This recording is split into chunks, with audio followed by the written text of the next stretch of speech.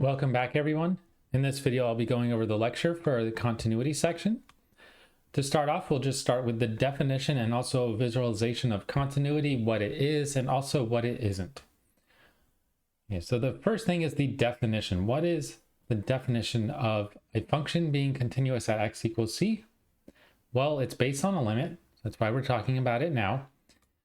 If you evaluate the limit, so the limit as x goes to c of f of x, if it exists and is finite, remember that the limit can be infinite but exists. It doesn't have to be d and e if it's infinity. The other condition is that we want f of c to exist, meaning if we plug the number in to the function, we get out some real number. Now, infinity doesn't count for a function. It has to be finite. If you get division by 0 or something, that does not exist. Well, then if those two both exist and are finite, if they end up equaling each other, so the limit as x goes c of f of x equals f of c, then what we say is f is continuous at x equals c.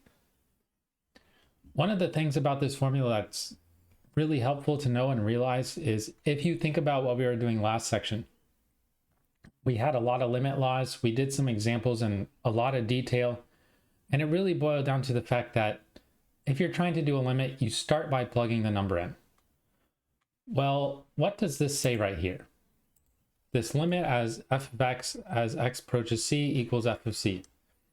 What this is saying is pretty much exactly what we were doing last section. If you plug in c for x for the limit and you get a number, then that is it. The only issues are going to arise when we get something that doesn't work out. Division by 0 is a big one that we know. With division by 0, we can get a limit, but we don't necessarily have, we actually just never have f of c. And then also if the limit does not exist, maybe the one-sided limits are different, then it doesn't matter for parts 2 and 3 because part 1 doesn't even work. So before I talk about too many things just with these three things, it's probably more helpful to look at a picture.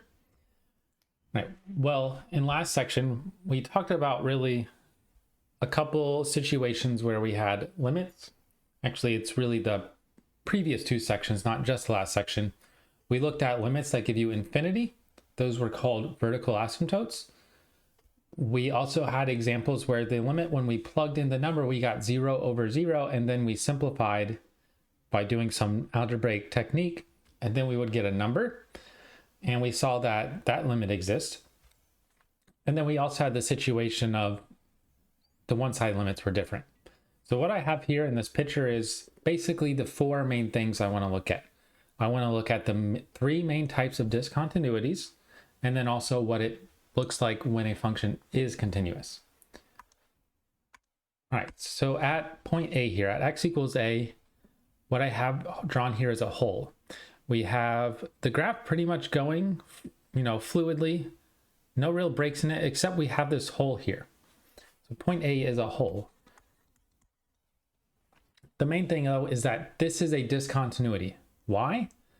Well, the limit as we go towards A for this f of x exists because we're walking towards the same y value from the left and right, but the function value doesn't exist. But even if it did exist, so let's say I had a filled in circle down here, this would be f of a, would be the y value right here, but the limit as we go towards a would be up here. We saw examples of that in the last section. So whenever you have a hole, that is a discontinuity. That is one of our main three examples of discontinuity. And we'll establish later on in the section how you can tell something as a whole just by the formula and you don't have to graph it. And a little sneak peek is we've already done it, we just haven't specified how to distinguish between a whole vertical asymptote and a jump. All right, B is probably the easiest one just to point out because it's a vertical asymptote. We don't usually have the vertical line dashed in, but I wanted to do that just to emphasize that it's a vertical asymptote. And a vertical asymptote is automatically a discontinuity because we break the first condition anyway. The limit is not finite. Now notice that the way I've drawn this one is that the limit does exist because we're going towards positive infinities both ways, but it's not finite, it's infinity. If they were going opposite ways, or even just one of them was going up or down, it would not be finite. So automatically a discontinuity. Now at C, you might be looking at C and thinking, what's wrong with that? There's actually absolutely nothing wrong at C. So at C here, if I go up to my graph, I'm right at this point. And this is what it looks like when something's continuous, is we're just fluidly going along the graph. Notice that if I take the limit as we go towards C, I get this y value, wherever it is, from the left, and the same y value from the right, but it's also where the function is. So at this point, f of c, the y value equals the limit as x goes to c of f of x. C is exactly what it looks like to be continuous.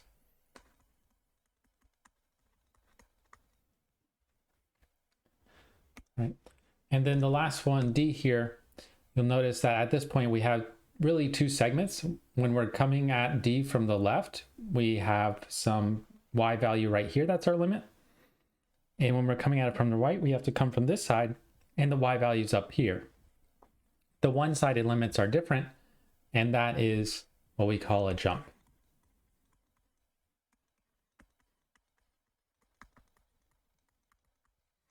Now this picture also really explains how you would establish whether you have a discontinuity and what kind it is, but we will talk about that more specifically later in the section. One of the biggest takeaways from this is really what it means to be continuous visually. Imagine I'm just between B and D here. So I'm riding along this section. This thing is continuous the entire way, because if I pick any point, I'm just gonna bubble in a random point here, any point on this segment. Well, when I come at it from the left, when I come at it from the right, I'm going towards the same y value. And because it's not a hole, there's no hole there, it's really a filled in circle, I have the same y value as my limit. But that actually goes for anything. So if I pick any point to the left of A, I can do that. If I pick any point between A and B, I can also figure out it's continuous. And then any point to the right of D as well. Basically, if you don't have a hole, vertical, asymptote, or jump, for the purposes of this class, we're really looking at something that is continuous. There are very, very specific examples that are very weird and not realistically going to be used, where you can have different kinds of discontinuities, but these are the main ones you want to know. All right, so the best way to think about continuity is this.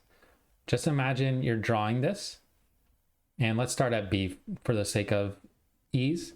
We can draw, we keep drawing. We don't have to lift up our pencil or whatever we're doing until we get to a discontinuity. And then we have to pick up our pencil and start redrawing.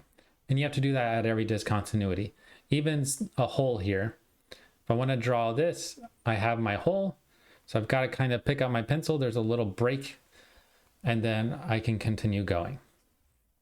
But the absolute best way to think about discontinuity is cannot pick up your writing utensil, I'll just say pencil, whatever you're using, when drawing the graph. Now, one of the hardest things about doing this and relating it to graphing itself is that you can't see holes in graphs unless if you highlight them. And we saw that on Desmos. We'll look at a later example that will have a hole and we'll understand that it's a hole. But then when we graph it on Desmos, you won't be able to see it unless you highlight it.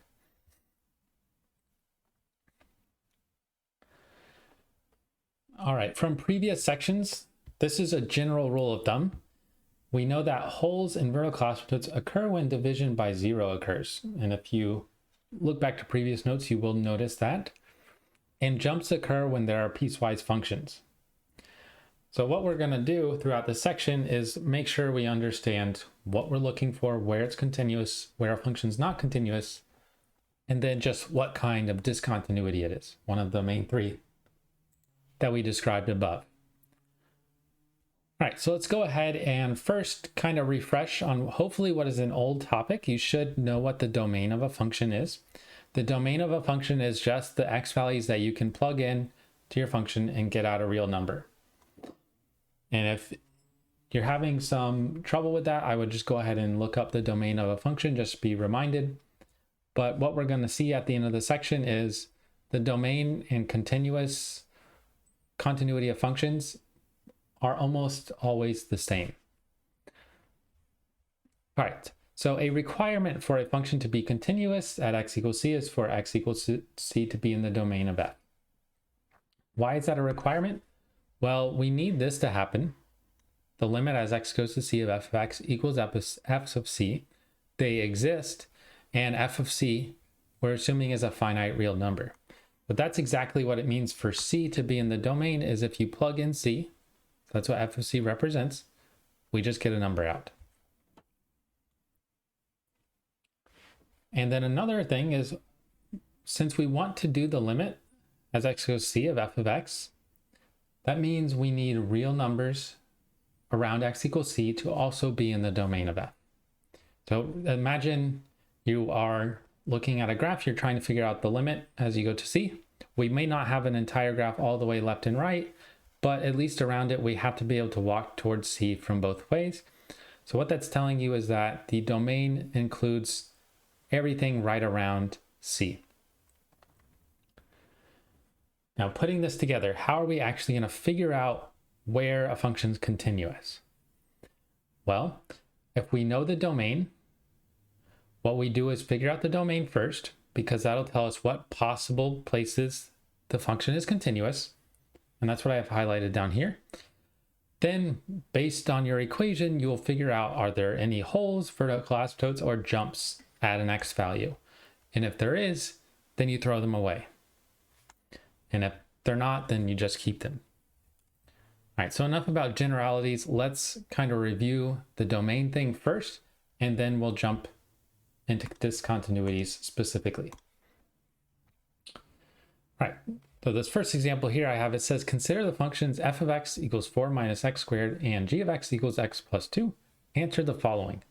And you want to find the domain of the three combinations here. The first one is f of x plus g of x. F of x plus g of x, well, we just add the two functions here. We got 4 minus x squared plus x plus 2.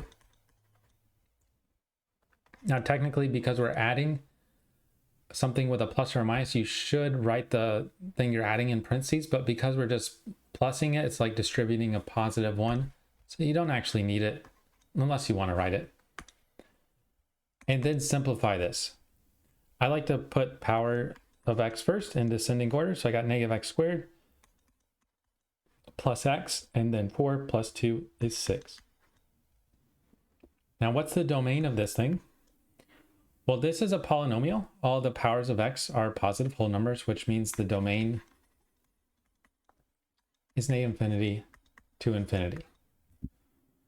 Now, if you're a little shaky on the domain, the next two will remind you what kind of things can go wrong, because the domain of a lot of functions that we deal with are this, all real numbers, negative infinity to infinity, but not all of them.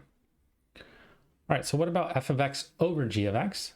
Well, this is 4 minus x squared over x plus 2. One thing you might be inclined to do right here is to factor the top, because you can. It is a difference of squares, and then you will get something that cancels out. But why can you not do that? You can't do that because we don't have a limit here. We're not doing a limit. When you don't do a limit, that's what we talked about in last section, you cannot factor and cancel. And it's kind of one of those things in previous math classes where people say, oh, it's okay, factor and cancel, you're simplifying. Well, that's nice, but it's not really proper. Without a limit, you cannot factor and cancel this. So we just got to leave this alone and now figure out the domain. Well, when you have a fraction, the way you figure out the domain is you set the denominator equal to 0, because you cannot divide by 0. We want to know what x values are making the denominator 0. We set it and solve. We get x plus 2 equals 0. Subtract the 2 from each side, you'll get x equals -2. And now how are we going to write this as its domain? There's nothing really wrong with this, but if you want to change it to interval notation, like we have up here, we're including every x value except -2. And we won't do this too much just because our problems in this class are going to get long, and you really want to be able to figure out interval notation just from readings an equation. But for this example, since it's the first one, I'm going to go ahead and do it. We have -2 here. We're not including -2. So we want to include everything except -2, which means I'm going to put an open circle around -2, and I'm going to go all the way to the left and all the way to the right. And how do we write that in interval notation? Get its domain. Well, that would be -infinity up to -2. Open circle gets parentheses, union because we have another interval, and -2, and it's going right forever until infinity. All right, what about number 3, the last one here? We want to do the square root of f of x. F of x is 4 minus x squared. We got 4 square root of, not -4, square root of 4 minus x squared. How do we figure out the domain of a square root? Well, for a square root, remember, we don't want the negative numbers inside the square root, which means we want to take this 4 minus x squared, set it greater than or equal to 0, and solve this. Now there's a couple ways to solve this. One way is you could look at the graph, and I think that's probably the best way to do it. If you graph 4 minus x squared, let's go ahead and do that. Y equals 4 minus x squared. We want where it's positive, or not negative at least. So we want where it's above the y-axis. Luckily, Desmos already highlights the intercepts for us, so we know it hits the x-axis at -2 and 2. And we want to include all the x values between that, because that's where it's positive. And notice that the equal part means we're going to use equal, or a bracket, for our interval.